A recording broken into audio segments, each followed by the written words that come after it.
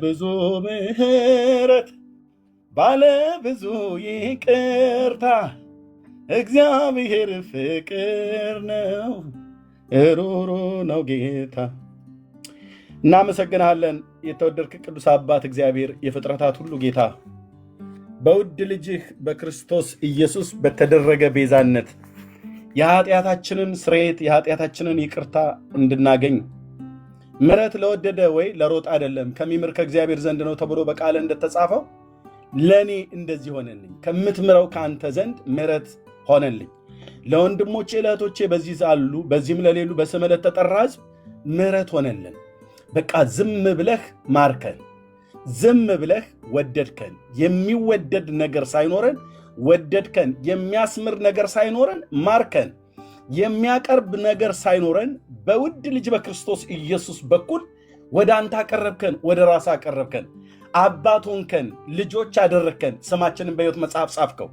የዘላለም የኃጢአት ዕዳችንን ከፍለህ ነፍስን ውድ ነፍስን በመስጠት በመስቀል ላይ ሞት ስለኛ ተሰቃይተ ከኢየሩሳሌም ከተማ እስከ ቀራንዮ ኮረብታ ደፋ ቀና ያልከው የእግዚአብሔር ልጅ የዳዊት ልጅ ለኔ ነው፣ ለኛ ነው። ሁሉ ቀን የማንረሳው በህሊናችን በመንፈሳችን ለዘላለም በደም ቀለምህ ታትመህ የምትኖር ጌታ ኢየሱስ የሁላችን ጌታ ነህ፣ የሁላችን አባት ነህ፣ የሁላችን ንጉሥ ነህ፣ የሁላችን ወዳጅ ነህ። አንዘነጋውም፣ አንረሳውም። የዘላለም መገረሚያችን ሆንከን። ስንነቃ፣ ስንተኛ፣ ስንበላ፣ ስንጠጣ ከጓደኞቻችን መካከል ሆነን በምናልፍባቸው የህይወት ዘመናት በማግኘት በማጣት ውስጥ ሁሉ ቀን ትዝ የሚለን ፍቅርን ስናስብ፣ የሞትክልንን ስናስብ፣ መተህ እንደምትወስደን እንደምታሳርፈን ስናስብ ደስ ይለናል። በዚህ እንጽናናለን። ጌታ ኢየሱስ እንዳንተ ያለ ማንም ለኛ የለም። ስለዚህ ገናናው ስምህን፣ ኃያል የሆነው ስምህን፣ የተፈራው ስምህን፣ ቅዱስ የሆነው ስምህን፣ መላእክት የሚንቀጠቀጡለት ስምህን፣ ሁላችን የምናከብረው ስምህን፣ ለስምህ ክብር እንሰጣለን። ለስምህ ክብር እንሰጣለን። ስምህ ሞገስ አለው። ስምህ ኃይል አለው። ስምህ ማዳን አለው። የእግዚአብሔር ልጅ ኢየሱስ ታድናለህ። በእውነት ለሚጠሩ ታድናለህ። አድነን ብለው ላሉ ታድናለህ። ወደ አንተ የመጡትን ከቶ ወደ ውጪ ላታወጣ በማይዋሽ አንደበትህ በቃልህ የተናገርክ ታማኝ ጌታ ነህ። ወደ አንተ የመጡትን ከቶ ወደ ውጪ አታወጣም። ወደ አንተ የመጡትን በአንተ እጅ ላይ ያለውን የትኛውም ኃይል በላይ በሰማይ በታች በምድር የሚጠራ የክፉ የመናፍስት ኃይላት በየትኛውም በጥልቅ ስፍራ ያሉ ስሞች ሁሉ ማንም ስልጣን የለውም። ከአንተ እጅ ላይ ማንም አይነጥቀንም። አስተማማኝ ነው እጅህ፣ ክንደ ብርቱ ነው እጅህ። ለዘላለም ስምህ ይቀደስ። እናመሰግንሃለን። ክብር ሁሉ ለአንተ ይሁን። ይህንን የተወደድንበትን መወደድ፣ የተማርንበትን መማር፣ የዳንበትን የምሕረትህን ባለጠግነት፣ የፍቅርህን ባለጠግነት፣ የጸጋህን ባለጠግነት፣ ፍቅርህን፣ ቸርነትን፣ ሰውን መውደድን፣ አባትነትን ልንናገረው ተናል። አላሳፈርከንም። ያለ ፍሬ እንድንሆን አላደረከንም። ስንናገር እግዚአብሔር በእኛ አንደበት ውስጥ አልፈ የሰዎችን ልብ እየነካ በእነዚህ ዓመታት ስንቶቹ በፍቅር ተማርከው ወደ መንግስት እንዲመጡ አድርገሃል። ስለዚህም ክብር እንሰጥሃለን፣ እናመሰግንሃለን። ይህ የወንጌል ሰበካ በመንፈስ ቅዱስ ኃይል በጌታ በኢየሱስ ክርስቶስ ስም እግዚአብሔር ከጥንት ከኢየሩሳሌም የጀመረ የወንጌል ስብከት፣ ከኢየሩሳሌም ከተማ የጀመረ የወንጌል ስብከት በስሙ ንስሐና የኃጢአት ይቅርታ ከኢየሩሳሌም ጀምሮ በአሕዛብ ሁሉ ይሰበካል ተብሎ እንደተጻፈው ዛሬ በእኛ እጅ ላይ እግዚአብሔር ይህ ወንጌል ደርሶ እኛም በዚህ ወንጌል ድነን፣ በዚህ የምስራች ቃል ድነን ለሌሎች ደግሞ ያድናል ኢየሱስ ብለን ተናግረን ብዙዎች ወደ መንግስት ሲመጡ ብዙዎች ሲድኑ አይተናል። ከስጋ ወንድሞቻችን ከስጋ እህቶቻችን ጀምረው በቅርብ በሩቅ የምናውቃቸው ታላላቆች ታናናሾችን ይህ ወንጌል ሲያንበረክካቸው ኢየሱስ ስታሸንፋቸው በፍቅርህ ልባቸው ሲረታ አይተናል። ስለዚህም ክብር እንሰጥሃለን። ለዘላለም ስም ይባረክ። የአባቶቻችን አምላክ እግዚአብሔር ተረት እኮ አይደለም። ጌታ ኢየሱስ ተረት እኮ አይደለም። በእኛ ቤት ተረት አይደለም። በእኛ ቤት ተረት አይደለም። በእኛ ቤት ጊዜ ማሳለፊያ የምናወራህ አይደለም። በእኛ ቤት ውድ ነህ። በእኛ ህይወት ውስጥ ውድ ነህ። በእኛ ቤተ ክርስቲያን ውድ ነህ። የመድረኮቻችን ብቻ አይደለም፣ የህይወታችን ድምቀት ነህ። በየትኛውም አደባባይ፣ በየትኛውም ቦታ ታላላቆች፣ ታናናሾች፣ የተማሩ ያልተማሩ፣ ገንዘብ ያላቸው የሌላቸው ሰዎች ባሉበት የምናወራህ የሁል ጊዜ የምስራቻችን ኢየሱስ እንሰብካለን። የኔ አባት የኔ ንጉሥ፣ ደጉ ኢየሱስ፣ ኃይለኛው ኢየሱስ፣ ገናናው ኢየሱስ፣ የትንሣኤው ጌታ ኢየሱስ ዛሬም ሰዎችን ታሸንፋለህ። ዛሬም ሰዎች በፍቅር ይሸነፋሉ። ዛሬም በማዳንህ ጉልበት ሰዎች ይሸነፋሉ።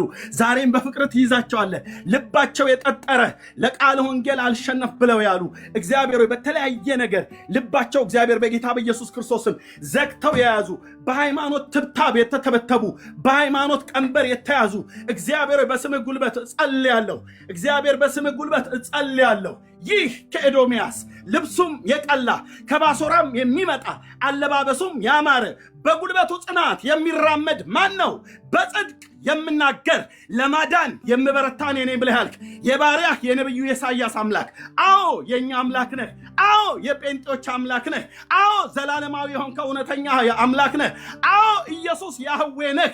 እንሰብካለን። ለማዳን የምትበረታው አንተ ነህ። ለሕይወት የሚሆን ንስሐን እንድሰጣቸው ለሰዎች ሁሉ ልባቸውን የዘጋ ነገር በስምህ ጉልበት ለወንጌል ቃል የተሸነፉ እንዲሆኑ ልባቸውን ያጠጠረ የትኛውም ተጽዕኖ ከልባቸው ላይ በኢየሱስ ስም የተገፈፈ ይሁን። የተገፈፈ ይሁን። ቀብተህ የላከውን ልጅህን ኢየሱስ ክርስቶስን የሚያቃልል ክፉ መንፈስ በቅዱሳን ነቢያትና በቅዱሳት ሐዋርያት የተሰበከውን ይህንን ወንጌል የሚያጣምም ጠማማ ሌዋታን እባብ እጅህ እንድትቀጣው በኢየሱስ ስም እጸልያለሁ። በራሪቱን እባብ እጅህ እንድትቀጣው እጸልያለሁ። ትውልድ እግዚአብሔር የዘላለም አምላክ ኢየሱስ ተብሎ ሲባል እንዲቆጣ የሚያደርግ ወንጌልን የሚቃወም አውሬ በኢየሱስ ክርስቶስ የስም ስልጣን ብርሃን በሆነው በመንፈስ ቅዱስ ኃይል የተገፈፈ ይሁን። ከዙሪያቸው ተጽዕኖ ይገፈፍ። እግዚአብሔር ሆይ በስምህ ጉልበት ይገፈፍ። ማዳን ያንተ ነው። ማዳን ያንተ ነው። ኃይል ያንተ ነው። እግዚአብሔር በፍቅር ይያዙ። የዛሬ 28 ዓመት እኔን ባሸነፍክበት ፍቅር እግዚአብሔር ብዙዎችን ስታሸንፍ አይተናል። እዚህ ያሉ ወንድሞቼና እህቶቼን አንተን በተቀበሉ ጊዜ የተሸነፍንበት ያ ፍቅር እንባ ከዓይናችን ከውስጣችን እንዳይደርቅ ሆኖ በዘላለም ማህተም በቃልህ ጉልበት እንድንሸነፍ ያደረከን የትንሣኤው ጌታ ኢየሱስ ክርስቶስን ከሙታን ያስነሳው የትንሣኤው መንፈስ ዛሬም እግዚአብሔር ሆይ ይህንን ወንጌል ለትውልድ እንድንሰብክ በጌታ በኢየሱስ ክርስቶስም ጸጋን አብዛልን። አባዬ ኃይልን ስጠን። አባቴ ኃይልን ጨምርልን። እግዚአብሔር ሆይ ማዳንህን እንድንሰብክ የአብ ልጅ እኮ ያድናል። የዳዊት ልጅ እኮ ያድናል፣ ይታደጋል። ኢየሱስ ከሲኦል ያስመልጣል። ኢየሱስ በስሙ ንስሐና የኃጢአት ይቅርታ ይገኛል። ኢየሱስ ያድናል። ኢየሱስ ጌታ ነው ብለው አባቶቻችን እንደሰበኩት እግዚአብሔር ሆይ ይህንን የወንጌል ስብከት እየሰበክን ምላሴ ከጉሮሮዬ ጋር ትጣበቅ። የወንድሞቼ ምላስ ከጉሮሯቸው ጋር ይጣበቅ። ከንቱ ነገርን እያወራን እንዳንሞት እግዚአብሔር ሆይ በጌታ በኢየሱስ ክርስቶስም የሰጠህንን የወንጌል አደራ ችላ እንዳንል እግዚአብሔር ሆይ በጌታ በኢየሱስ እዚህ ሚዲያ ላይ የወጣሁትኝ የለበስኩትን ልብስ ላሳይ አይደለም፣ የምኖርበትን ቤት ላሳይ አይደለም፣ የምነዳው መኪና፣ የምበላው መብል፣ የምጠጣው መጠጥ ላሳይ አይደለም። እግዚአብሔር ልጆቼን ሚስቴንም ላሳይ አይደለም። አዎ ልጆች ሰጥተኛል። አዎ ሚስት ሰጥተኛል።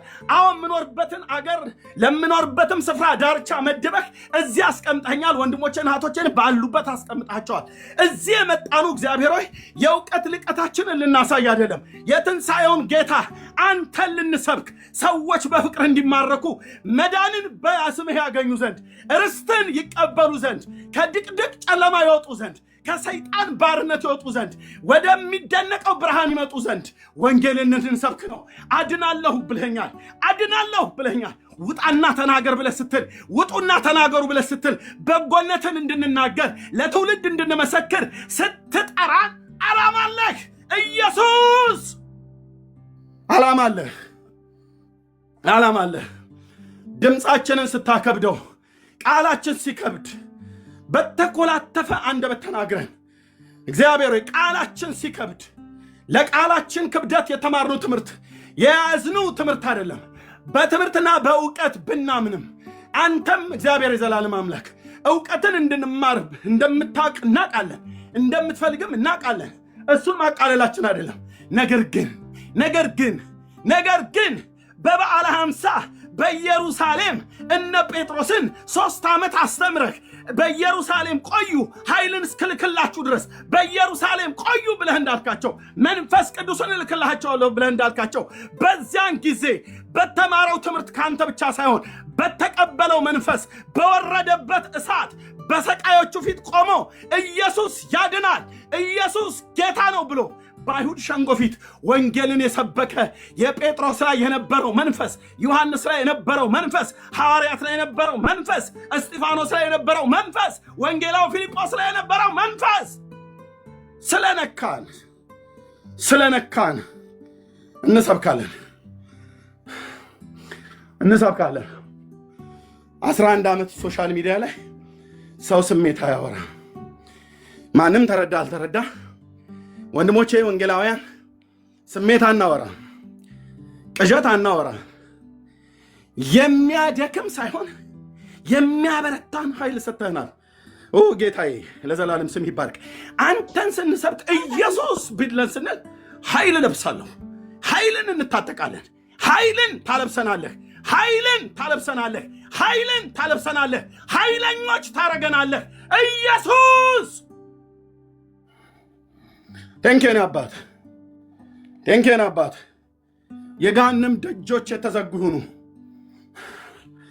በአንተ እውቀት ላይ የተነሳ ቅዱሱ ቃልህን የሚያቃልል የላከው ልጅን ኢየሱስ ክርስቶስን ስሙን እንዲጠላ የሚያደርግ በሃይማኖት ቤት የተደራጀ ኢየሱስ ክርስቶስን የሚጋፉ ስሞች ለዘላለም የተገፉ ይሁኑ። ወንጌልን የሚያቃልል ጉልበት በኢየሱስ ስም የቀለለ ይሆን።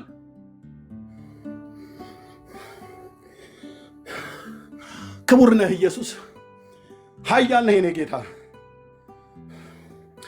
በፍቅር ሰውን ትማርካለህ፣ በፍቅር ሰውን ታሸንፋለህ። ብርቶች ነን ያሉ ሲንበረከኩ አይተናል።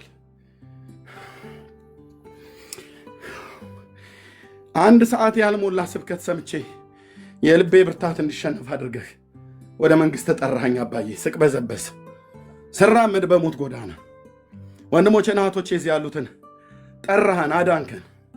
በቅዱስ አጠራርህ ጠራህን፣ አዳንከን። የዘላለምን የኃጢአት ስርየትን አገኘን። በስምህ ንስሐ፣ በስምህ የኃጢአትን ይቅርታ አገኘን። ከኢየሩሳሌም ጀምሮ የተሰበከው ስብከተ ወንጌል አገኘኝ። ኢትዮጵያ በምትባል ሀገር በአርሲ ክፍለ ሀገር ውስጥ የደሃ ገበሬ ልጅ ማንም መጥቶ እዛ ገጠር ላይ ሊነግረኝ በማይችል በባለ ሀገር ውስጥ ኑሮ ኖር የነበረ አገኘኝ። እኔን እንዴት እንደጠራኝ ሳላቅ የዘላለም ሐሳብህ የዘላለም አጀንዳ ዓለምን ሁሉ በልጅ በክርስቶስ ኢየሱስ መጠቅለል ነው። ራራህልኝ ጌታዬ፣ ለወንድሞችና ለእህቶቼ ራራህልን። ክብር በጎነት ከአንተ ዘንድ ሰጠህን። እናመሰግናለን። ለዘላለም ስም ይባረክ። አንተን በመስበክ ስላንተ በመናገር እንደ ኋላ ቀሮች እንዳልተማሩ ስራ እንደሌላቸው እንደ ስራ ፈቶች ብንቆጠርም ብንታይም አንተ ግን ከኛ ጋር አለህና ለማዳን እጅህን እየዘረጋህ ብዙዎችን ስትናጠቅ አይቻለሁ አባዬ። ዶክተሮችን ስታድን አይቻለሁ። አልክደውም የኔ አባት። ፕሮፌሰሮችን ስትታደቅ፣ የመንግስት ባለስልጣናትን ስትታደቅ፣ ሙስሊሞችን አይሁዳውያንን ስታድን፣ ታላላቆች ታናናሾችን ስታድን እኔ እረኛው ኤርሚያስ ምስክር ነኝ። ወንድሞቼ እዚህ ያሉ ምስክሮች ናቸው። ስምህን በእምነት እንጠራዋለን። ያንተ መንፈስ ሲነካን አይደለም ሰብከን ስናለቅስ፣ በመንፈስ ልባችን ሲቀልጥብን ሲቃጠልብን ስናለቅስ ሰዎች ለቅሷችንን ሰምተው ከጥፋት ሲድኑ አይተናል። እኛ አይደለን የሚያደርግነው። የኔም ባደለም የኔ ንግግር ሰው ሊለውጥ አይችልም። የወንድሞቼም ባደለም የወንድሞቼ ንግግር ሰው ሊለውጥ አይችልም። አንተ ግን ስትነካን የተባረከው እግዚአብሔር መንፈስ አንተ ግን ስላለህ ብዙዎችን ወደ መንግስት ጠርተሃል። ለዘላለም ስም ይባረክ። ምሕረትህ ከትውልድ ትውልድ እየተነገረ እዚህ ደርሷል። ጌታ ሆይ አሁንም ጸጋን አብዛልን። ጌታ ይወዳችኋል። ጌታ መሐሪ ነው። ባለ ብዙ ምሕረት የሆንከውን አንተን ባለ ብዙ ምሕረት፣ ባለ ብዙ ፍቅር፣ ባለ ብዙ ጸጋ። የጸጋህ ብዛት፣ የምሕረትህ ብዛት፣ የርኅራኄ ብዛት፣ የቸርነትህ ብዛት ተቆጥሮ ያልቅ። ባለጠጋ ነህ በሁሉ ነገር። በዚህ ምሕረት ማርከን፣ በዚህ ጸጋ ዳንከን፣ በዚህ ፍቅር ለዘላለም ወደድከን። ቴንኬን አባት ጊዜያችንን ባርክልን። የሚኖረንን ጊዜ ሁሉ እግዚአብሔር ሆይ ፕሮግራም ከማድረግ ባለፈ በአንተ መንፈስ ምሪት እንድትመራን እግዚአብሔር ሆይ በኢየሱስ ስም ጸልያለሁ። የምንናገረውን ነገር ሁሉ ሰዎች ሰምተው የዳኑ በመንግስት ለመጽናት ያልዳኑ ወደ መዳን እንዲመጡ እግዚአብሔር በጌታ በኢየሱስ ክርስቶስ ስም እንድታደርገው በስምህ እንጸልያለን። በቅዱሱ ብላቴና በኢየሱስ ክርስቶስ አዳኝ ስም ጸለይን። አሜን አሜን። ተባረኩ ወንድሞቼ እናቶቼ፣ ጸጋ ይብዛላችሁ። ባለ ብዙ ምሕረት ጌታ እናወራዋለን። ለእግዚአብሔር ክብር ይሁን። እንኳን ደህና መጣችሁ። ፍቅሬ አድነው፣ ወንድሜ ዮሲ፣ እህቴ ሰብልዬ፣ ዋሬስ ወንድምነት፣ ዳንዬ፣ ሰናይ ወንድሜ፣ እንደዚሁም መልካሙ እንኳን ደህና መጣችሁ። ተባረኩ። የጌታን በጎነት ልንናገር የተመረጥን ትውልድ ነን። ምንም ጭቅጭቆች ቢነሱ፣ መጽሐፍቶች ቢገለጡ፣ ከተለያዩ ቤተ እምነት ካላቸው ሰዎች ጋር ብንነጋገር የኛ ግባችንና አጀንዳችን የተጠራንበት ጥሪ የእግዚአብሔር ልጅ ኢየሱስ ክርስቶስን መስበክ ነው። ሰብከን ያልዳኑ ሰዎች ወደ መንግስቱ እንዲጨመሩ እግዚአብሔር ለሕይወትም የሚሆን ንስሐ እንዲሰጣቸው እንጸልያለን። ደግሞም እንሰብካለን። ከዛም ደግሞ በእግዚአብሔር መንግስት ውስጥ ያሉ ደግሞ በስህተት ትምህርትም እንዳይወሰዱ ጸንተው እንዲቆሙ እናስተምራለን፣ እንገስጻለን። የዳኑትም በእግዚአብሔር መንግስት ውስጥ ጸንተው እንዲቆሙ ለጌታ ቀን ለመምጣት ቅኖችና ያለ ነውር ሆነው ከፊት ከመጨማደድ ከነውር ከእድፈት ራሳችንን እየጠበቅን እንድንኖር እናስጠነቅቃለን፣ እንጠነቀቃለን። በቃ እኔ ከዚህ ውጭ ሌላ አጀንዳ የለንም።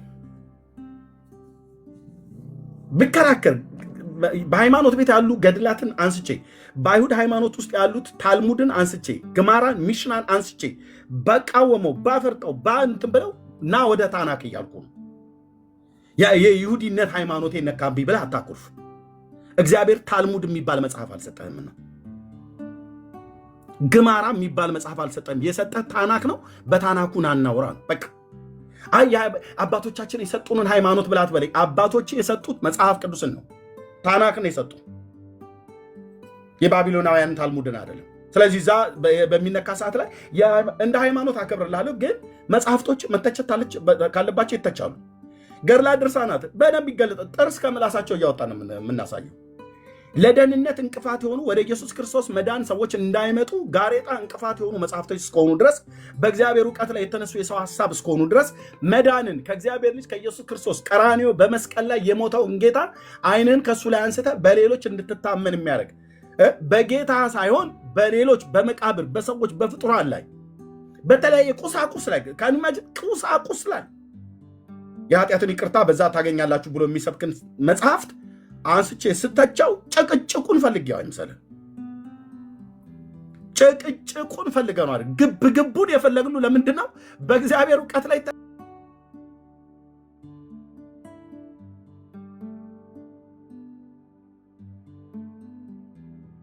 ይላል መጽሐፍ። በቃ እግዚአብሔር የዘላለምን ሕይወት በልጁ ትከሻ ላይ አድርጎ ልጁን ሰጠህ። አብ የሰጠህ ልጁ አይበቃም እንዴ? አብ የሰጠሽ ልጁ አይበቃሽም እንዴ? ምንድነው ሌላ አርቱቡርቲ ከግራና ከቀኝ ከፊት ከኋላ የምንፈልገው? በየትኛውም ሃይማኖቱ ነው ወንድሞች እናቶች፣ የአዳም ዘር ነው ሃይማኖት ሰብስቦ እዚህ ይሁዲ ሙስሊም ምናምን ነገር ብሎ ሲል የሚውለው ማለት ነው። እግዚአብሔር ልጁን ለዓለም ሰጠ። ዓለም በልጁ አምኖ እንዲድን ልጁን ሰጠ። እግዚአብሔር ልጁን ሲሰጥ ልጄን ስሙት አለ። 4 ነጥብ አለቀ። የአብን ልጅ ከሰማህ በሕይወት ትኖራለህ። የአብን ልጅ ካልሰማህ ግን በሕይወት አትኖርም። እሱን አለመስማት ደግሞ ራስን እያከክህ ከችሎት እንደምትወጣ ወይ ከትልልቅ ሰዎች ፊት አፍረ ተሸማቀህ እንደምትወጣ አይደለም። ኢየሱስን አለመስማት ኮንሲኮንሲው ሙሴ ተናግሮታል ዘዳግም ላይ። ከወንድሞች መካከል እንዳንተ አይነት ነቢይ ያስነሳላችኋለሁ፣ ቃሌን ባፉ አድርጋለሁ፣ ያንን ነቢይ የማሰማውን ነፍስ እኔ በቀልለታለሁ ብሏል ጌታ። በቀሉ ደግሞ ቅዱስ ጳውሎስ ከ1500 ዓመት በኋላ ሲጽፈው ጳውሎስ በቀሉ ለጌታችን ለኢየሱስ ክርስቶስ ወንጌል የማይታዘዙትን ይበቀላል ይላል። በምን አይነት በቀል? ከኃይሉ ክብር እርቀው በዘላለም ጥፋት የመቀጣት በቀል ማለት ነው። ኢየሱስን አለመስማት የዘላለም በቀል ቅዱስ እግዚአብሔር አብ ይበቀላቸዋል። ማንም ሁን ማንም ኢየሱስን አልሰማሁም ማለት አብ በልጁ በኩል የተናገረው ኢግኖር አድርገሃል ማለት ነው። እሱን ስሙት፣ ልጄን ስሙት፣ እምወደው ልጄ እሱ ነው፣ እሱን ስሙት ብሏል። ልጁ ምን አለ? ልጁ ምን አለ ነው? አቡነ እንትና ምን አለ ትለኛለህ እንዴ? አንተ እማዬ እንትና ምን አለች ብለህ ትላለህ እንዴ? ልጁ ምን አለ? የአብ ልጅ ምን አለ? መጥቶ በቃ አጭር ግልጽ ግሪክ ዕብራይስጥ ብለህ ምንም የማታምታታበት መንገድና እውነት ሕይወት እኔ ነኝ። በኦሮምኛም በትግርኛም በአማርኛም በእንግሊዝኛም በቃ ምንም ማንም እንደዚህ እንደ ጉሽ ጠላ ብለህ የምተፋበት ቃል አይደለም። አልገባኝም ይሄ ቃል ብለህ አትልም። መንገድም እውነትም ሕይወትም እኔ ነኝ። በእኔ በቀር ወደ አብ የሚመጣ የለም። በየትኛውም ቋንቋ ይናገር፣ በጣም ሰዋስው የአማርኛው አገባቡ እንትኑ አስቸገረኝ። አንድም ምንድነው አውዱ ታይቶ በአውዱ ብለህ ያው በአውዱም ያው በምንም ያው መንገድና እውነት ሕይወትም እኔ ነኝ። በእኔ በቀር ወደ አብ የሚመጣ የለም። በሩ እኔ ነኝ። በእኔ የሚገባ ቢኖር ይድናል፣ ይወጣል፣ ይገባል፣ መሰማሪያም ያገኛል። አለቀ። ትንሣኤና ሕይወት እኔ ነኝ። የሚያምንብኝ ቢሞት እንኳን ሕያው ይሆናል፣ እኔም በመጨረሻ ቀን አስነሳዋለሁ ይላል። የሕይወት እንጀራ እኔ ነኝ። ይሄ አይገባም እንዴ ወንድሜ? በኦሮምኛ ቋንቋ ይሄ አይገባም? በትግርኛ ቋንቋ ይሄ አይገባም? በእንግሊዝኛ ቋንቋ ይሄ አይገባም? በየትኛውን ቋንቋ ቢነገር ይሄ አሁን በጣም በቃ ሚስጥር የሆነ ሊገባ የማይችል ቃል እንዴት አይነት ዕዳ ነው ባካችሁ! እንደው የአለቃ ኪዳነ ወልድ ክፍሌ መዝገበ ቃላትን አቀብለኝ፣ በደስታ ተክለወልድ ይኸው በከሳቴ ብርሃን ይታይ፣ በአዲስ አበባ ዩኒቨርሲቲ ይታይ ብሎ የሚል ቃል እጅግ የሚከብድ ቃል አለው። ይህንን አንብቦ ለመረዳት የአብ ልጅ ምን አለ? ወደ እኔ ኑ እኔም አሳርፋችኋለሁ። በቃ በቃ ስትመጣ ደግሞ አራግፈህና ኤርሚያስ፣ እሺ ኮተታ ኮተትን ይዘህ እኔ ጋር እንዳትመጣ።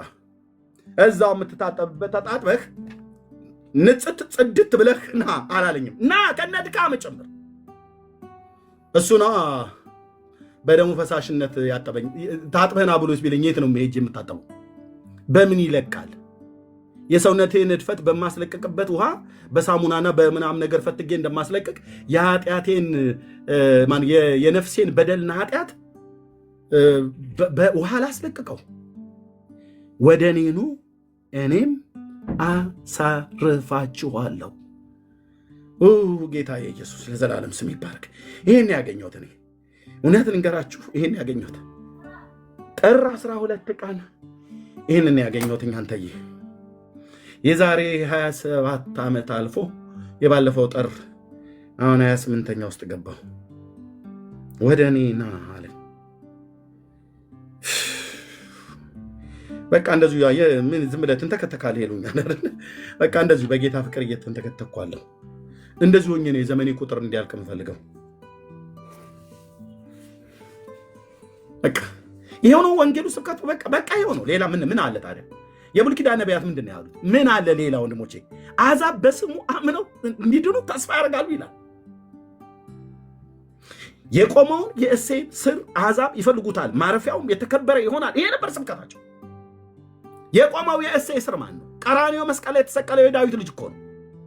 አሕዛብ የፈለጉት ማረፊያውም የተከበረ ይሆናል የተባለው ማን ነው? ኢየሱስ ነው።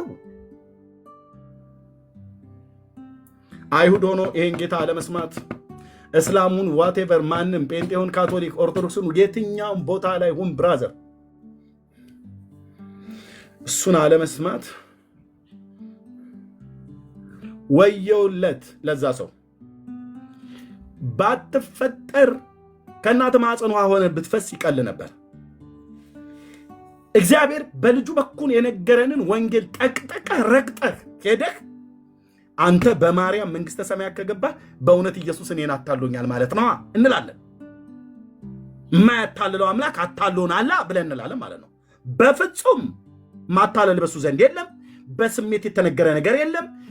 በችኮላ የተነገረ ነገር የለም። እግዚአብሔር ነው፣ ጽድቅን ይናገራል፣ ቅንንም ነገር ያወራል። ስለዚህ መጥቶ ቅኑን ነገር ከድንግል ሴት ተወልዶ አውርቷል። ቅኑነቱ ቅኑ ጌታ የዋው ጌታ ኑ ወደ እኔ ብለዋል። ነይ ልጄ ወደ እኔ ና ወደ እኔ እኔን የማሳርፍህ። በዘመንኛው ንግግር አበሳን አትጥበስ ና ወደ እኔ እንትና ነው ብለህ ብትል አቡነ ተክለ ሃይማኖት ከኃጢአት መቼ አሳረፈ? አርሴማ አዲሷ ብትል አርሴማስ መቼ አሳረፈች? ቀያየርክ እኮ ስንቱን ቀያየርን እኮ እንትናን ቀየርን፣ እንትናን አየኑ ቀየርን። ሌላውን እንኳን እኛን ራሱን ማዳን ያልቻለውን ስንቱን ቀያየር ስንቱን አልኩ። እንትና የምትባለዋ ታቦት ደገኛ ታቦት ናት። አሁን በቅርብ ነው የተገኘችው። በባለፈው አቶ ከሌ እርሻ ውስጥ እያሉ ከዛ ሄዶ ተንኮለኛ ደብተራ እንደ ውሻ አጥንት እንደሚቀብር ሄዶ ቀብሮ ከዛ ወጣ ጸበልም ወጣ ታቦቱም ወጣ ብለውን ጀሪካ ቢጫ ጀሪካ ተሸክሜ ከአርሲ ክፍለ ሀገር ከደቡብ ምስራቅ ኦሮሚያ ክልል ማለት ነው እግሬ እስኪነቃ ድረስ ኢዮብ መጽሐፍ ምዕራፍ 1 ላይ ያለውን ሰይጣን ይመስል ስዞር ደህንነት የለም። ለምን ግልጹን አልነግርህም? የለም። ከአርባው አውራጃ እኮ ነው ምንጃር ሸንኮራ የመጣሁት። ጸበል ውሃ ልቀዳ ማለት ነው። ውሃ ውስጥ ቀዳው። በቃ አንድ ሰሞን ጠጣ ነው እና ውልቅ አድርጎ ያወጣልህ አለ። ምንም ውልቅ ብሎ የወጣ ነገር የለም። ከሀገሬ ውሃ ምንም የተሻለ አይደለም። መዳንን ግን አላገኘንም። ደግሞ እንትና የምትባል እዚህ ጻድቃኔ ደግሞ ያለች ዋሻ ውስጥ ብለዋሉ። ዞርን የነበርኩበት ሃይማኖት ስለሆነ ማለት ነው። እረፍትና መዳን አልሰጡኝም፣ አላገኘሁም። ኧረ አልሰማህም? አርሴማ የምትባል መጣች አሉ። ገና 30 ዓመቷ ነው ምናምን ነገር እዚህ ኢትዮጵያ 30 ዓመት ማለት ኢህአዴግ በገባ ጊዜ ነው የገባችው። እዚህ ወሎ አካባቢ ላይ ነው የነበረችው ተብሎ ተባለ። አባ ገብረ ኪዳን ቢባሉት ሊቀ ሊቃውንት የተባሉት ርዕሰ ሊቃውንት ተብሎ የተባሉት ሲሰብኩ አርሴማ ገና ሳትወለድ በፊት በትንቢት ተነግሮ ኢትዮጵያ ውስጥ ታቦት ተቀርጾላት ነበር አሉ። እኚህ ቢጫ ለባሽ መነኩሴ ማን ይሄን ትንቢት የተናገረ? ኢሳይያስ፣ ኤርሚያስ፣ ሕዝቅኤል፣ ዳንኤል ማን ነው? ከሙሴ እስከ ሚልኪያስ ይጥሩልኝ የብሉይ ኪዳን ነቢያት። አርሴማ የምትባል ታቦት በእውነት ኢትዮጵያ ውስጥ ትፈልቃለች፣ ትወርዳለች፣ ትገኛለች ብሎ ያለ ትንቢት የተናገረ ገና ሳትወለድ በፊት አሉን። ይታይ ገና ሳትወለድ በፊት አርሴማ የምትባል ታቦት ኢትዮጵያ ውስጥ እንደምትገኝ ነቢያት ትንቢት ተናገሩ። የነቢዩን ስም አይነግሩንም።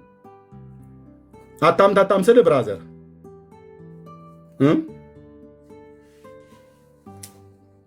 የቱ ጋር አሁን የሚገኘው ብለን አበሳ አንጠብስም። መጽሐፉን መድኃኔ ዓለም አብልቶናል። የትኛውም ነቢይ ለአርሴማ ትነሳለች፣ ትወጣለች፣ ትፈልቃለች ብሎ ትንቢት የተናገረ ነቢይ አይደለም። ትንቢት የተናገረ ቃልቻ እንኳን አናቅም። እኛ ከዳዊት ቤት የመዳንን ቀንድ አስነስተዋል ብሎ እንዳለ ማለት ነው ካህኑ ዘካርያስ ሲናገር የእስራኤል ጌታ አምላክ ይባረክ ጎብኝቶ ለሕዝቡ ቤዛ አድርጓልና አለ። ከጥንት ጀምሮ በነበሩት በቅዱሳን ነቢያት አፍ እንደተናገረው በብላቴናው በዳዊት ቤት የመዳንን ቀንድ አስነስተዋል። ማዳኑም ከወደረኞቻችንና ከሚጠሉን ሁሉ እጅ ነው ይላል። ሃሌሉያ! ማዳኑም ከወደረኞቻችንና ከሚጠሉን ሁሉ እጅ ነው። ግን በማን ቤት? በብላቴናው በዳዊት ቤት የመዳንን ቀንድ አስነስቷል።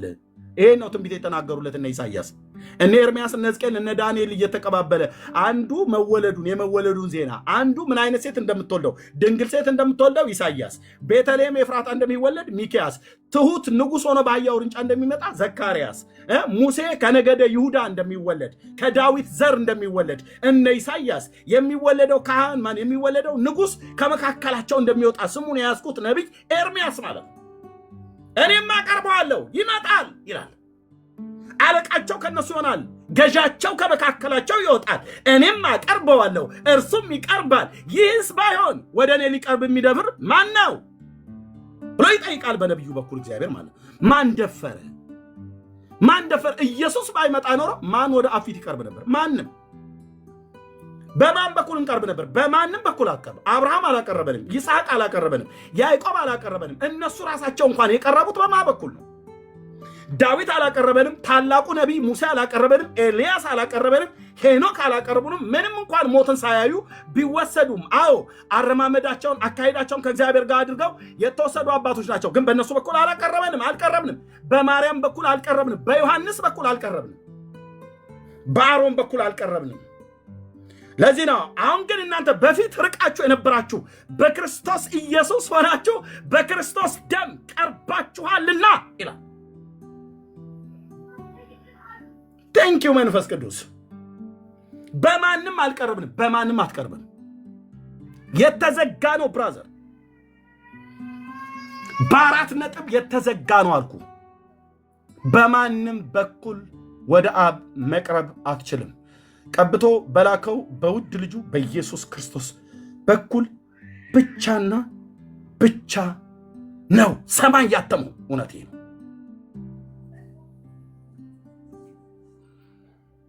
ሌላ በር እንዳንፈልግ በሩ እኔ ነኝ ብሏል። ሌላ መንገድ እንዳንፈልግ መንገድ እኔ ነኝ ብሏል። ራበኝ፣ ጠማሁ፣ ጽድቅን ተጠማሁ፣ ጽድቅን ተራብኩ፣ መዳንን ተራብኩ፣ ራቁቴን ነኝ፣ ምን ለብሼ በፊት እቆማለሁ ብዬ እንዳልለው ክርስቶስን ልበሰዋል።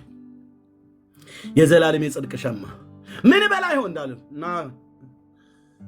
የህይወት እንጀራ እኔ ነኝ፣ የህይወት ውሃ እኔ ነኝ። ከኔ የሚጠጣ ቢኖር ከቶ አይጠማም፣ አይራብም። ጌታ ኢየሱስ ለዘላለም ስምህ ይባረክ። በእምነት የበላንህ የጽድቅ እንጀራችን፣ በእምነት የጠጣንህ የጽድቅ መጠጣችን፣ በእምነት የለበስንህ የጽድቅ ሸማችን ሀፍረቴ እንዳይታይ አዳም እንዳገለደመው እንደሚደርቅ ቅጠል እንደ ኤደን ገነት ቅጠል ያይደለህ ቀጥፎ ሊበላ የነበረው የህይወት ዛፍ የሆንከው የእግዚአብሔር ልጅ የዳዊት ልጅ እግዚአብሔር ዘመኑ በተፈጸመ ጊዜ ከሴት የተወለደ ልጁን ላከ ተብሎ እንደተጻፈ መተህ አዳንከን፣ መተህ ሞትክልን፣ መተህ ያልሆንክልን ምን አለ ኢየሱስ የእግዚአብሔር ልጅ። ቴንኬኔ አባት፣ ቴንኬኔ ጌታ፣ ቴንኬኔ ጌታ፣ ለዘላለም ስም ይባረክ። እናመሰግንሃለን በሞትህ ሞታችንን ስለሻርከው፣ ሕይወት ልትሆንልን ልትበዛልን ስለመጣህ። በእኛ ቤት ብዙ ነህ። ስላንተ ተነግሮ የማያልቅ ውለታ አለብን፣ ውለታ አለብን። ያልሆንክልን ምን አለ? እግዚአብሔር ሆይ በስምህ አሁንም ሰዎች በፍቅር እንዲሸነፉ ወንጌልን መስበክ የምንችልበትን ጸጋ ለእኔም ለወንድሞቼም ለእህቶቼም አብዛለን በኢየሱስ ክርስቶስ ስም አሜን። ተባረኩ። ኢየሱስዬ መጥቷል። ሌሎችም ወንድሞች ሁላችሁ መጥታችኋል። ጌታ እግዚአብሔር ይባረክ። ኢየሱስዬ የምትለው ነገር ካለ ማለት ይችላል። ወንድሞች ሁሉ ወንድምነት ዳንዬ ቤቱን ምራው። ኢየሱስዬ መቀጠል ትችላለህ። ቴንኪዩ። ስለ እግዚአብሔር ፍቅር፣ ስለ እግዚአብሔር ምሕረት፣ ስለ እግዚአብሔር ቸርነት እናወራለን። ተባረኩ። ኢየሱስዬ ይቀጥል። ኤርሚ የተባረክ ጌታ ይባርክ። እዚህ ያላችሁ ሁላችሁ ተባረኩ። ባለብዙ ምሕረት የሚለውን መዝሙር ብትደግምልን እንዴት ጥሩ ነው። ከተቻለ ኤርሚ ደስ የሚል ዝማሬ። እግዚአብሔር ይባረክ። ቴንኪዩ። ተባረኩ ወገኖች። አሜን። ተባረኩ። ወንድምነት ዳንዬ ቤቱን ምራው። ኢየሱስዬ ይቀጥል። ቴንኪዩ። ኤርሚ አመሰግናለሁ። የጌታን ምሕረት ሁል ጊዜ ማውራት መታደል ነው። በእውነት ብዙ ምለው ነገር ይኖረኛል። አጋጣሚ ከልጆቼ ጋር ትንሽ እየታገልኩ ነው። በኋላ ላይ ጨምራለሁ ሀሳብ። እሺ ቴንኪዩ ኢየሱስዬ ተባረክ። ወንድምነት አለ ዳንዬ ወይ? ወንድምነት አለህ? አለው ወንድምነት። እሺ ቴንኪዩ ተባረክ። ትችላለህ አይደል? ቤቱን ምራው። እሺ ብታፈሪ እሺ። አንድ 10 ደቂቃ የሆነ ከሰው ጋር ነው ወንድምነት ነው እንዴ?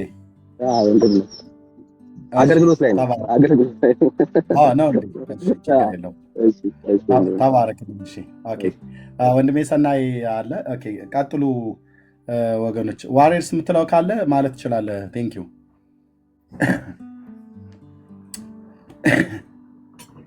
አመሰግናለሁ። ቴንክ ዩ ሶ ማች። በጣም በእውነቱ ደስ የሚል መንፈስ አለ። ደስ የሚል ሁኔታ ነው ያለው። በጣም እየተነካው እየተባረኩ እያደግኩ ነው ያለሁት እና ክብር ለስሙ ይሁን። አንተ ስታወራ አንድ ነገር ወደ ውስጤ ይመጣ ነበር። ምሕረትን ከማይናወጥ ማህተም ጋር የተቀበልን፣ ምሕረትን ከዋስትና ጋር የተቀበልን፣ ምሕረትን ከማይናወጥ ማረጋገጫ ጋር የተቀበልን ሰዎች ነን። እንደውም መጽሐፍ ሲናገር እኮ ልጁ ያለው በነፍሱ ምስክር አለው ይለናል። በነፍሳችን ከሚሆን ምስክር ጋር የእግዚአብሔርን ምሕረት የተቀበልን፣ መዳናችን በነፍሳችን ከሚሆን ምስክር ጋር የተሰጠን፣ በነፍሳችን ከሚሆን ከማይናወጥ ከማይቀያየር ማዕበል፣ ወጀብ፣ የተለያዩ ነገሮች ተነስተው ሊያጠፉት ከማይችሉት እውነተኛ ምስክር ጋር የተቀበልን ሰዎች ነን። በክርስቶስ ኢየሱስ ያለው የመዳን መንገድ፣ በክርስቶስ ኢየሱስ ያለው የህይወት መንገድ ምሕረትን ከማይናወጥ ዋስትና ጋር ከማህተም ጋር ያውም ደግሞ ግዑዝ በሆነ ማህተም በማይናገር በቀለም ማህተም ሳይሆን ሕያው በሆነ በመንፈስ ቅዱስ ማህተም የታተምን መጽሐፍ እንደሚናገር ሮሜ ምዕራፍ 8 ላይ መንፈሱ ከመንፈሳችን ጋር ሆኖ ይመሰክርልናል ይላል። የመንፈስ ምስክርነት ያለበት ምሕረት፣ የመንፈስ ቅዱስ ምስክርነት ያለበት መዳን፣ አዎ በመንፈስ ቅዱስ በልባችን ከሚረጋገጥ የዘላለም ዋስትና ጋር የዳንን ነን እኛ። ድነታችን ዝም ብሎ ድነት አይደለም። ብዙዎች ማጥ ውስጥ ያሉበት፣ ብዙዎች የሚጨነቁበት፣ ብዙዎች ከምጥ ጋር የሚኖሩበት፣ ብዙዎች የሚለፉበት ጉዳይ ይህንን ማረጋገጫ ይህንን ዋስትና ለማግኘት እኮ ነው። ግን ብዙ ሪሊጅኖች፣ ብዙ ተቋማት ይህንን ዋስትና ማምጣት እንደማይችሉ ስላረጋገጡና ስላወቁ እኮ አንችልም፣ ማንም ሰው እዚህ ጋር እርግጠኛ መሆን አይችልም ብለዋል። አንድ ተቋም፣ አንድ የሃይማኖት ተቋም ይቻላል፣ ሁሉም ነው ያሉት ይህንን ዋስትና መስጠት አይቻልም፣ ማንም እርግጠኛ መሆን አይችልም ይላል። ግን በኢየሱስ ክርስቶስ የሆነልን መዳን፣ በኢየሱስ ክርስቶስ ያገኘነው መዳን ግን ከመንፈስ ቅዱስ ጋር ከሚሆን ምስክርነት ጋር፣ በልባችን ከሚቀመጥ ማህተም ጋር፣ በነፍሳችን ከሚሆን እውነተኛ ዋስትና ጋር የተሰጠ መዳን ነው። የማይፈርስ የማይናወጥ የማይጠፋ የማይሸረሸር የዚህ ዓለም ሁኔታ ይሄ ዓለም ራሱ ሰይጣን ሊያበላሸው ከማይችል ዋስትና የተዘጋ ማህተም ሕያው ከሆነው ከመንፈስ ቅዱስ ጋር ከመንፈስ ቅዱስ ምስክርነት ጋር የሆነ መዳን የተቀበልነው። ዝም ብሎ መዳን አይደለም። መዳን ብቻ ከእግዚአብሔር ጋር ያለን ዝምድና በመንፈስ ቅዱስ ማህተም በኩል ታትሟል። ከእግዚአብሔር ጋር ያለን የአባት ልጅ ፍቅር በመንፈስ ቅዱስ በኩል በሚሆን ምስክርነት ታትሟል። ስለዚህ ከታተመ ነገር እንደሚታወቀው በነገራችን ላይ የአንድ ደብዳቤ እኮ እውነተኛነት የሚያረጋግጠው በውስጡ ያለው ጽሑፍ ብቻ ሳይሆን በውስጡ የተቀመጠው እውነተኛ ማህተም ነው። ከማን እንደመጣ ነገሩ ወዴት እንደሚሄድ የነገሩ እውነተኛነት ቫሊዲቲ ቼክ የሚደረገው በማህተም ነው። ለዚህ ነው መዳናችን እውን እንደሆነ መዳናችን የተረጋገጠ እንደሆነ ማንም ሊወስድብን እንደማይችል ለማረጋገጥ እግዚአብሔር በመንፈሱ በኩል አረጋገጠልን፣ በመንፈሱ መሰከረ፣ በመንፈሱ አተመን። ስለዚህ የታተመ መዳን ያለን ሰዎች ነን። ምሕረት ከማህተም ጋር ያውም ምሕረት ከመንፈስ ቅዱስ ምስክርነት ጋር፣ ምሕረት በልብ ከሆነ ዋስትና ጋር፣ ምሕረት ለራሳችን የሚያረጋግጥ የእግዚአብሔር ድምፅ ከመስማት ጋር ከምስክርነት ከዊትነስ ጋር ነው የተቀበልነውና ቀላል መዳን ቀላል ምሕረት አይደለም። ይሄ ምሕረት አለመናወጡ ትልቁ ዋስትናው ምንድን ነው? የዚህ ምሕረት መቀጠሉ የዚህ ምሕረት እውነተኛነት ቫሊዲቲው ምንድን ነው ከተባለ የመንፈስ ቅዱስ ማህተም ነው። ከአብና ከወልድ ጋር እኩል የሆነው መንፈስ ቅዱስ ከሥላሴ አንዱ አካል የሆነው መንፈስ ቅዱስ ማህተም ሆኖ በልባችን ተቀምጧል። የዘላለም ማህተም ሆኖ የዘላለም ምስክርነት ሆኖ የወደፊቱን አናውቅም፣ ግን የሚያውቀው መንፈስ ቅዱስ በልባችን ሆኖ እየመሰከረ እያሳወቀን ተቀምጧል። እኛ አናውቅም፣ እርግጥ ነው አናውቅም፣ ግን ሁሉን የሚያውቅ የእግዚአብሔርን ጥልቅ ነገር እንኳን የሚመረምር የእግዚአብሔር መንፈስ በውስጣችን ሆኖ እያስተማረልን እያረጋገጠልን ማህተም ሆኖልን በውስጣችን አለና ምሕረታችን ዝም ብሎ ምሕረትም አይደለም፣ ዝም ብሎ መዳንም አይደለም እኮ ከማህተም ጋር የሆነ መዳን ነው። ከዋስትና ጋር የሆነ መዳን ነው። አዎ ከማረጋገጫ ጋር ከሆነ ከቫሊዲቲ ጋር ከማህተም ጋር የሆነ መዳን እና ምሕረትን የተቀበልነው። ከዚህ ምሕረት ደግሞ ማንም ሊለየን አይችልም ስለታተምን። ማንም ሊነጥቀን አይችልም ስለታተምን። ደግሞ ማንም ሊያስክደን አይችልም ስለታተምን። ማህተም ያለበትን ነገር ማንም ሊክደው አይችልም። ማህተም ያለበትን ነገር ማንም ትክክል እንዳልሆነ ሊናገር አይችልም። ለዚህ ነው የእግዚአብሔር እንደሆንን ማህተም አለን፣ እንደዳንን ማህተም አለን፣ ከእርሱ ጋር ወዳጅ እንደሆንን ማህተም አለን፣ ዘመድ እንደሆንን አሁን እግዚአብሔር አባት እንደሆነን ማህተም አለን። ከምልክት ጋር ነው፣ በልብ ከሆነ ምስክርነት ጋር ነው፣ ከተረጋገጠ ከመንፈስ ቅዱስ ድምፅ ጋር ነው።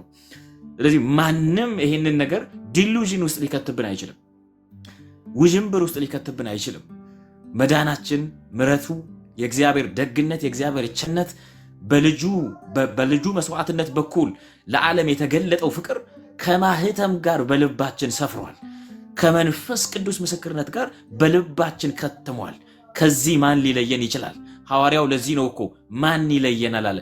ከእግዚአብሔር ፍቅር በክርስቶስ ከተገለጠው ከእግዚአብሔር ፍቅር ማን ሊለየን ይችላል አለ እኮ። ማንም ሊለየን አይችልም፣ ከማህተም ጋር የተቀበልነው መዳን ስለሆነ።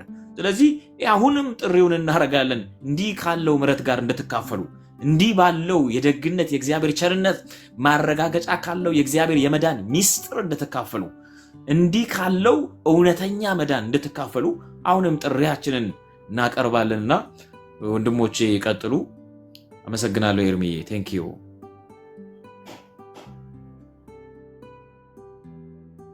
ቴንክ ዩ። ተባረክ ወንድማችን፣ ጸጋ ይብዛልህ። እንግዲህ ለሰው ልጆች የእግዚአብሔርም ልመና ይሄ ነው። ኑ በክርስቶስ ኢየሱስ ከእግዚአብሔር ጋር ታረቁ ብለን እንለምናለን ብለው የቀደሙትም ሐዋርያት ይህን ነው ያደረጉት። የወንጌል ስብከቱ እንግዲህ በጌታ በኢየሱስ ክርስቶስ ሰው አምኖ ከዘላለም ፍርድ ነው። እዚህ ውስጥ ያላችሁ ሰዎች ለራሳችሁ ተጠንቀቁ ይላል መጽሐፍ ሲናገር። ለራሳችሁ ተጠንቀቁ፣ ዘላለማችሁን እንዳታበላሹ፣ ዘላለማችሁን እንዳትዘጉት። በጌታ በኢየሱስ ክርስቶስ በማመን የሚገኘውን ንስሐና የኃጢአት ይቅርታን ሳታገኙ አትሙቱ። ሰዎች ወንድሞችና እህቶች ጸጋ ይብዛላችሁ። መቀጠል ችላላችሁ። እህቴ ሰብሊ መቀጠል ችላለች። ቴንክ ዩ እህቴ። እሺ ኤርሚዬ እንዴት ናችሁ? ወንድሞች እህቶች ሁላችሁም እንዴት ናችሁ? ይሰማል? ጌታ ይመስገን። አዎ ይሰማል። ዛሬ ኤርሚዬ አንተ የተናገርከው ቃል ውስጤን የሞላውን ቃል ነበርና ልባችሁ አይታወክ፣ በእግዚአብሔር እመኑ፣ በእኔ ደግሞ እመኑ ይላል ጌታ ኢየሱስና ዛሬም ለእኛ ላመን ነው ጌታ ኢየሱስ መምጫው ስለደረሰ እንዴት ደስተኞች ሊያደርገን እንደሚገባ ይሄ ቃል እና ምልክቶችን እያየን ብዙ ነገሮች እየተፈጸሙ ባለበት ጊዜ በክርስቶስ አምነን አርፈናል ማለት ነው። ሌላው ግን እንደ ቶማስ ደግሞ የምትሄዱበትን ማታውቁ ጌታን ምን አለው? ጌታ ሆይ የምትሄድበትን አናውቅም አለው።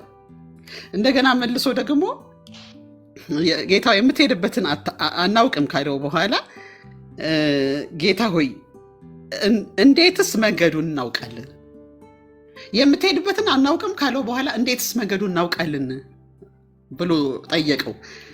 ዛሬም ይሄ የምናገረውን አሁን ጌታ ኢየሱስ ክርስቶስን እንደ ግል አዳኝ አድርጋችሁ ያልተቀበላችሁ ሰዎች እንደ ቶማስ የምትሄዱበትን የማታውቁ ግራ የገባችሁ ጥያቄ ያለባችሁ፣ መንገዱ ኢየሱስ ነው፣ እውነት ኢየሱስ ነው፣ በሩ ኢየሱስ ነው። በመስኮት የሚመጣው ግን ሌባ ነው። ሌቦች በስተዋል። በዚህ ዘመን ሌቦች በስተዋል። በሌላ አቅጣጫ የሚሰጡ የማያድኑ እናድናለን የሚሉ ግን የማያድኑ በፍጹም ሕይወት የማይሰጡ ኮተቶች በበዙበት ዘመን ግራ የገባችሁ መንገዱ ኢየሱስ ክርስቶስ ብቻ ነው። የምትሄዱበትን የማታውቁ ግራ ለገባችሁ ዛሬ እምላለሁ መንገድ፣ እውነት፣ ሕይወት ኢየሱስ ክርስቶስ ብቻ ነው። ወደ እግዚአብሔር መንግሥት መግቢያው ኢየሱስ ነው። በጌታ የሆናችሁ ደግሞ ደስ ይበላችሁ። እውነት እኔ ብዙ ምልክቶችን እያየሁኝ የጌታ የመምጫ ምልክቱን የተጻፉትን ምልክቶች እያየሁ በዚህ ዘመን መምጫው እንደቀረበ ስናውቅ እኛ በጌታ ስለሆንን እርፍ ብለናል፣ አርፈናል፣ ደስ ብሎናል። ግን ያላረፋችሁ ሰዎች መንገድ ኢየሱስ ነው። ከዚህ ውጪ መንገድ ላይ ያላችሁ ግራ የገባችሁ ዛሬም እንደ ቶማስ ጥያቄ ለጌታ የምታቀርቡ ልትኖሩ ትችላላችሁ። ጥያቄ ያለባችሁ መንገድ፣ እውነት፣ ሕይወት ኢየሱስ ክርስቶስ ነው። ወዴት ነው የምትሄደው? አናውቅም አለው። መንገዱስ እንዴት እናውቃለን አለው። መንገዱ ኢየሱስ ነው። የሚሄደው ደግሞ ወደ አብ ነው። በቃ ይሄ ነው። በቃ ቁልጭ ያለ እውነት፣ የመጽሐፍ ቅዱስ እውነት። ጌታ ኢየሱስ የሚሄደው የነበረው የተናገረው ወደ አብ ነው። መንገዱ ደግሞ መሄጃው እሱ ብቻ ነው። መግቢያው በር ኢየሱስ ክርስቶስ ብቻ ነው። በጌታ ይሁን፣ ደስ ይበለን። ጌታ ኢየሱስ መምጫው ስለደረሰ ልባችሁ የታወከ የግራ የገባችሁ ደግሞ ወደ ጌታ ነው ብዬ ጥሪ አድርጋለሁ። እግዚአብሔር ይባርካችሁ። ተባረኩ።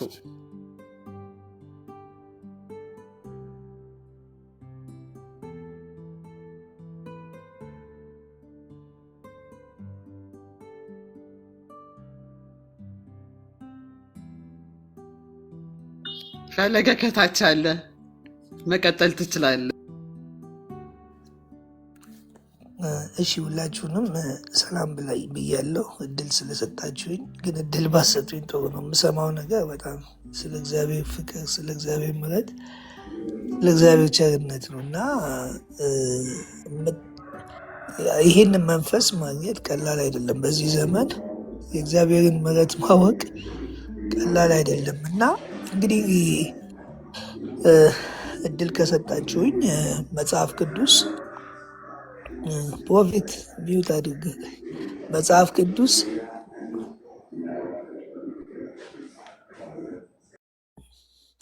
መጽሐፍ ቅዱሱን እስቲ እንደው መጽሐፍ ቅዱሱን እንጭመቀው ብለን ብንጨምቀው 3 ፊደል ነው የሚወጣው፣ ፍቅር የሚባል ከዛ አያልፍም። እግዚአብሔር ማንነቱ ምንነቱ ራሱ 3ቷ ፊደል ነች፣ ፍቅር።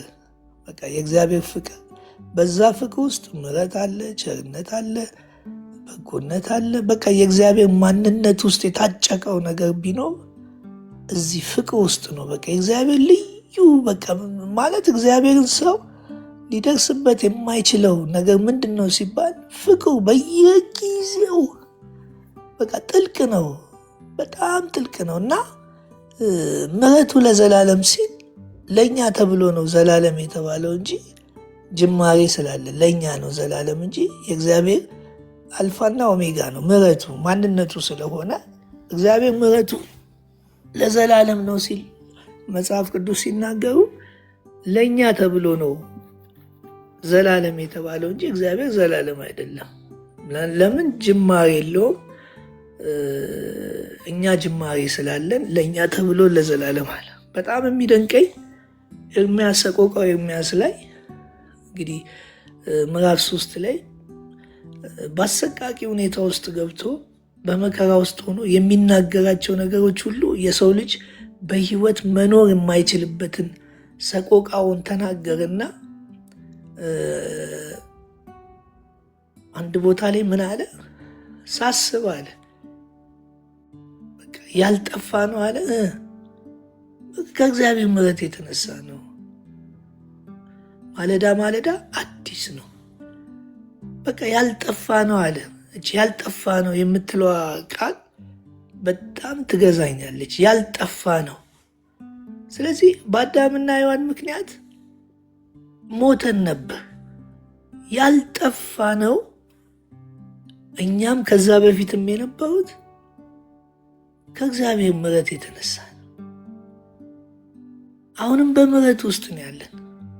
በጣም በዚህ ዘመን እኔ እንደውም አንዳንዴ ምሕረቱ ወስዶ ሲኦል እንዳይከተን እፈራለሁ። ለምን ሲባል የእግዚአብሔር ምሕረት አለ። በቃ ዛሬም እንደፈለግን እግዚአብሔር ይመራል እኮ ምሕረቱ ለዘላለም ነው ምናምን ሲባል ራስን አትጠብቅ፣ በቅድስና አትኑር፣ የጽድቅ ሕይወት አይኖርህ አይደለም።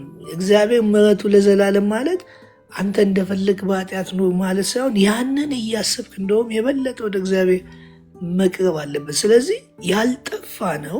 አሁንም በሕይወት ያልነው በስጋም ይሁን በነፍስም ያልነው ከማን የተነሳ ነው? ከእግዚአብሔር ምሕረት የተነሳ ነው። እግዚአብሔር እንዴት ነው ምሕረቱን የሰጠን? በነፃ ደግሞ የሚገርመውም እኮ እሱ ነው። ክፍያ የለም። በጸጋው ምን ብላችኋል? ድናችኋል ብሎ ምሕረት አደረገልን። ይህንን ምሕረት ይህንን ጥሪ አልቀበልም የሚል እንግዲህ ከእግዚአብሔር ሳይሆን ከራሱ የተነሳ ፍርድን በራሱ ተቀበለ። ስለዚህ የእግዚአብሔር ምሕረት በምን ተገለጠ? በአንድ ልጁ ተገለጠ። በሱም በኢየሱስ ክርስቶስ አንድ ልጁን ላከ። አንድ ልጁን ልኮን ፍቅሩን አሳየን። በፍቅሩ ውስጥ ያለውን ምሕረቱን ገለጸልን።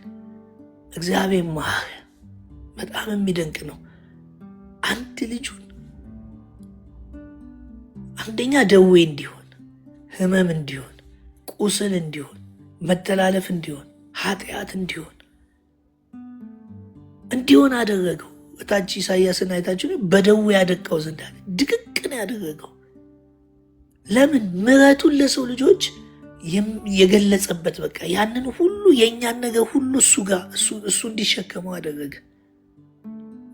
በቃ እኛ እንዳይነካን። ምን አይነት ፍቅር ነው! ምን አይነት ምሕረት ነው? ምን አይነት እግዚአብሔር ነው? ማሰብ እኮ አንችልም። ማለት በቃ እግዚአብሔር ምሕረቱ ለዘላለም ከማለት ውጭ፣ እግዚአብሔር ይወደኛል ያፈቅረኛል ከማለት ውጭ እስቲ ስለ ምሕረቱ ስለ ፍቅሩ ላስብ ብትሉ በቃ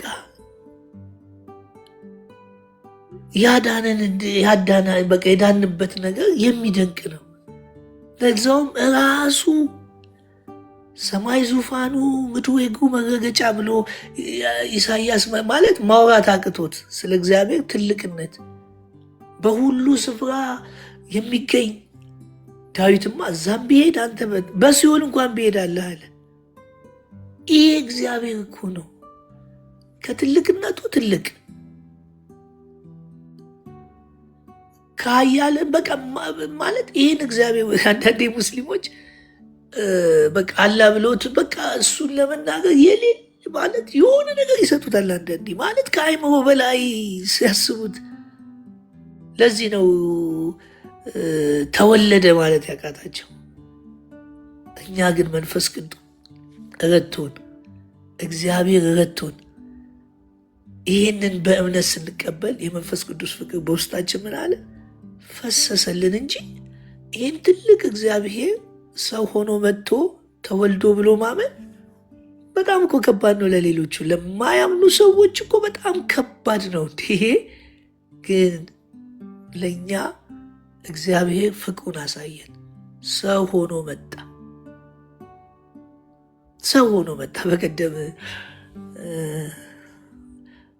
አማላጅ ነው እንዴ አይመጥ ነው ምናምን አለ። ስሙን መጥቀስ አልፈልግም። ምኑ ነው የሚመጥ ነው? አማላጅ ለማለት ምንድን ነው የሚያስፈራው? እግዚአብሔር ሰው ሆኖ ተወልዶ በበረት ውስጥ እኔ በረት ውስጥ ገጠር ሄጄ አይቻለሁ። ማለት አዛባም ይባላል። አዛባው ራሱ እንዲህ ሳሩን ስትነኩት ሽታው ሽታ እንዳይመስላችሁ የከብቶቹ እዳሪ አለ። በጣም አንድ ቀን ማሰብ ስጀምር ይህን ለማለት የፈለኩት የእግዚአብሔር ምሕረት፣ የእግዚአብሔር ቸርነት፣ የእግዚአብሔር ፍቅር እንዴት እንደሚወድን ለማሳየት ስለፈልግ በጣም በቃ ምን አይነት ፍቅር ነው። ከብት እናት እኮ ትልቅ ሆስፒታልም ልጇን ለመውለድ እርግጠኛ አይደለችም። በቃ ሆስፒታሉ ምናምን በጣም ከፍላ ትልቅ ነው የሚባለው። ከብት በረት ውስጥ ተወለደ። የእኛ ጌታ የእኛ አምላክ ሰማይ ዙፋኑ ምድሩ የእግሩ መረገጫ በሁሉ ስፍራ የሚገኝ ማየት የማንችለው አሁንም ቢሆን በመለኮትነቱ በእግዚአብሔርነቱ ማንም አላየውም፣ ሊያየውም አይችልም። እግዚአብሔርን ማንም አላየውም። ሱራፌል ክሩቤል እኮ በ6 ክንፍ እኮ ነው ፊታቸውን ሸፍኖ ይላል። አይቻልም። እግዚአብሔርን ያየው የለም። በማይታይ ብርሃን ውስጥ ነው አሁንም ያለው። በክርስቶስ በልጁ በኩል እያየ እንድናየው አደረገን፣ እንድናውቀው አደረገን እንጂ እግዚአብሔርን ያየው ያ እግዚአብሔር ግን እኛን ለማዳን በበረት ተወለደ። ከአይምሮ በላይ ነው። እንዴት ሆኖ ነው? ለዚህ ነው ለፈላስፎች፣ ለሃይማኖተኞች፣ ለአማኞች ብቻ ነው የሚገባው። እግዚአብሔር ለአማኞች ብቻ ነው ይሄ ነገር የሚገባው። ላላማኞች ወይንም እንዲሁ ሃይማኖት አለን ለሚሉት ይሄ ፍቅር አይገባም። ዝም ብሎ ስለ እግዚአብሔር ሊያወራክ ይችላል። ፊደሉን ሊተነትንል ይችላል። ወግና ስርዓት አስቀምጦ እንዲህ ነው ሊልክ ይችላል። ለአማኝ ግን ይገባዋል። በከብት በረት ለሱ እንደተወለደለት ሰው ሆኖ እንደመጣለት ጭንቀቱን እንደወሰደለት፣ ስቃዩን እንደወሰደለት፣ ህመሙን እንደወሰደለት፣ በደሉን እንደወሰደለት፣ መተላለፉን እንደወሰደለት፣ ስቃዩን ይህንን ሁሉ እንዳደረገለት በእምነት ካልሆነም ማንም ሰው ሊገባው አይችልም። እና የእግዚአብሔር ፍቅር ተነግሮ አያልቅም። ምን አይነት አምላክ ነው? ምን አይነት እንዴት ቢወደኝ ነው? ለሰው ልጆችስ ያለው ፍቅር ምን አይነት ነው? ስለዚህ በጣም ምሕረቱና ፍቅሩን በየጊዜው ባሰብን ቁጥር ሰማያዊ ዓለም በጣም ግልጽ ሆኖ እቺ ምድር እየሰለቸችን እያስጠላችን ከኃጢአትም ከብዙ ነገር የሚያስርቀን የእግዚአብሔር ፍቅርና ምሕረት በየጊዜው ስናስበው ነው። በማለዳ ብድግ ብለን ስናስብ መጀመሪያ ፍቅሩን ነው የምናስበው። አንደኛ ያንን ሌሊት እንዴት እንዳለፈን አናውቅም። ስለዚህ ፍቅሩና ምሕረቱን የሚያስብ ሰው በቃ ከእግዚአብሔር ጋር ሁልጊዜ ይገናኛል። ምድራዊ ህይወቱ ራሱ ያበበ ነው። ለምን? እሱ ምሕረት እንደተደረገለት ስለሚያውቅ ምሕረት ያደርጋል። ይቅርታ እንደተደረገለት ስለሚያውቅ ይቅርታ ያደርጋል። ህይወቱ በሙሉ የለመለመ ነው። ይህን የለመለመ ህይወት እግዚአብሔር ይስጠን። ሁልጊዜ ፍቅሩን በማለዳ የሚሆን ባገኘንበት እንድናስበው የተደረገልንም ምሕረት እያሰብን ወደ መንግሥተ ሰማያት ወደሚጠጋው መንገድ እንድንሄድ ያድርገን። አንዳንዱ ይምረኛል እያለ እግዚአብሔር መቼም ምሕረቱ ስለሆነ ምን ብሞት ማረባክ። ትላንት አንድ ሰው እኮ ጠየቅኩኝ፣ ከሲኦል ወደ መንግሥተ ሰማያት መግባት ይቻላል እንዴ? ለምን አይቻልም? እግዚአብሔር ምሕረቱ አለ። አያችሁ፣ አንዳንዴ ምሕረቱን በማይሆን አስተሳሰብ ከተለወጠ አያስገባም። በቃ አንድ ጊዜ ከሞትክ በኋላ ሞትክ ነው፣ ምንም ጥያቄ የለውም። የእግዚአብሔር ምሕረት ያልገባው ግን እንዲህ እያለ በኃጢአት በብዙ ነገር ይጨማለቃል።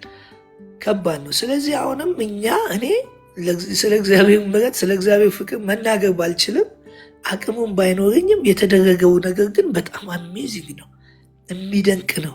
በከብት በረት ውስጥ ወልዶ ሰው ሆኖ መጥቶ ጭራሽ የኔን ነገር ወስዶ ምን አይነት ፍቅር ነው? ከዚህ በላይ ምን አይነት ፍቅር! በቃ ይሄ ነው ወንጌል። ከሰበክን ይሄንን ነው ለሰዎች ክርስቶስ መጥቶ ምን እንዳደረገ የምስራች ወንጌል እኮ ነው። እንኳን ደስ አለ፣ እንኳን ደስ አለች። እታችም አሁን ቅድም ጥሪ ሲያቀርብ ነበር። ሌሎችም የትኛውም ሃይማኖት ምናምን ውስጥ ሆኑ እንኳን ደስ አላችሁ። ይህንን ለምትሰሙ ፊት ለፊትም ከጀርባም ላላችሁ ኢየሱስ ክርስቶስ ያንተን ነገር በሙሉ ወስዷል። ምን ያህል እንደሚወድ በመስቀል ላይ አሳይቷል። ስለዚህ ወደዚህ ወደ ምስራችሁ ወንጌል በማመን መምጣት እና ይህንን ምሕረት ለዓለምና እናሳውቃለን። ለራሳችንም በሕይወታችን ዘላለም እያሰብነው እስከምንሞት ድረስ በዚህ ፍቅር ውስጥ ገብተን ወደ ሌላ ሳንገባ እግዚአብሔር ይረዳናል። እግዚአብሔር ይህንን እድል የእግዚአብሔርን ፍቅር ምሕረት እቺ ትንሿን ነገር እንድናገር እናንተ ፈቃደኛ ስለሆናችሁ እግዚአብሔርም አንደበቴን ስለከፈተው እግዚአብሔር ስም የተመሰገነ ይሁን። እግዚአብሔር ይስጥልኝ።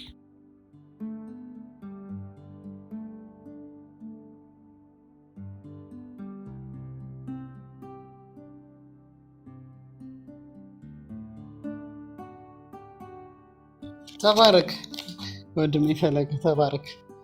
እግዚአብሔር ይባርካችሁ። ይሄ ሁሉ እንግዲህ የሆነልን ለእኛ ለምናምን እድለኞች ነን።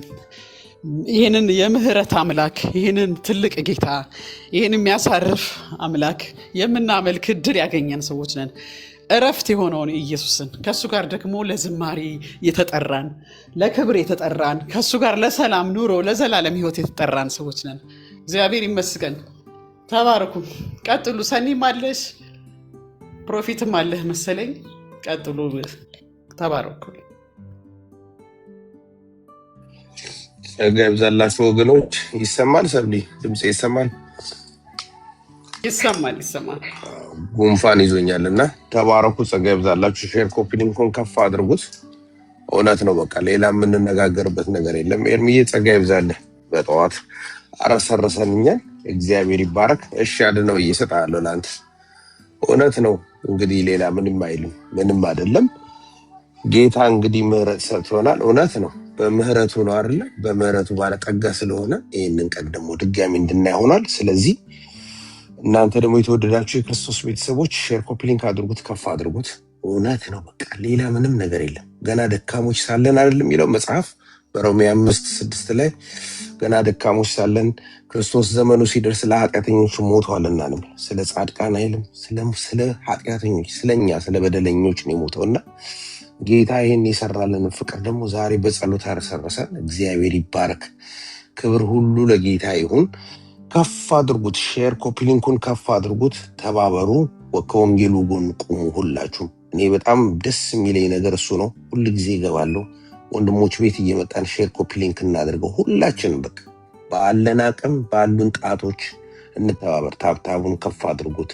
ሼር ኮፒ ሊንኩን ከፍ አድርጉት። ወንድሞች ሲያገለግሉ አበርቷቸው። የቲክቶክ ምልክት ስጧቸው። ሜምበር ሁኑ። አንድ ኮይን ነች።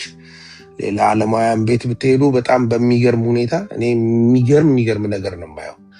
ሼር ኮፒ ሊንክ አይነገርም። በአንድ ጊዜ እንደገቡ 30 ሺህ 40 ሺህ 100 ሺህ ያስገቡታል። ታብታቡን እንደዚህ በሚሊዮኖች ከዛ ደግሞ ጊፍት በጊፍት የሚሰጡት ዋይ ቢኮዝ የቲክቶክ አልጋሪዝም ይፈልጋል፣ ይሄንን ይፈልጋል እንጂ ማናችንም ገንዘብ ዝም ብለን እያወጣን እንትን ማድረግ አይደለም። አንድ ኮይን ነች።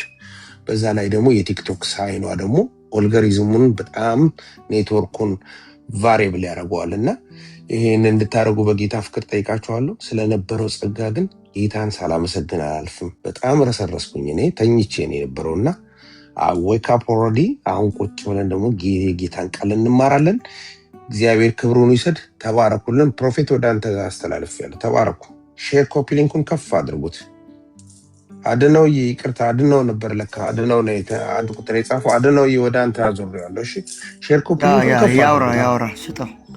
እሺ እሺ ሚኪ 15,000 ያስገቡትና ወደ አድነው ተሰጡታላችሁ። 15,000 እናስገባው። ከዛ በኋላ ደግሞ ታብታቡን ደግሞ 200 300 ሺህ ያስገቡት። ለአድነው ሰጥተናል። ተባረኩ። አድነው ይቀጥል።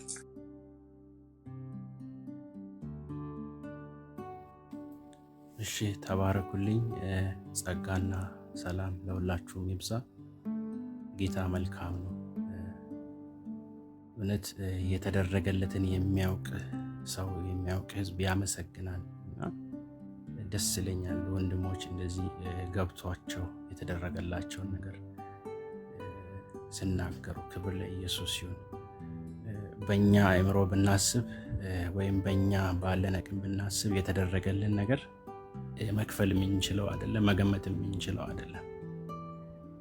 ጌታችን ኢየሱስ ክርስቶስ ራሱን ነው መስዋዕት አድርጎ አሳልፎ የሰጠው እና የእግዚአብሔር ምሕረት ከኛ አእምሮ ከጠቢባን ከየትኛውም ሰው አእምሮ በላይ ነው። ራሱ ወዶና ፈቅዶ። ለዚህም ነው መጽሐፍ ቅዱስ ላይ የእግዚአብሔር ምሕረት ለሮጠ ወይም ለወደደ አይደለም ከመምር ከራሱ ከእግዚአብሔር ነው ይላልና ራሱ ወዶና ፈቅዶ ስላዳነን ማለዳ ማለዳ ምሕረቱ አዲስ ነው ይላል። በጣም ይገርማልና ሰላም ሰጥቶናል፣ ምሕረት ሰጥቶናል።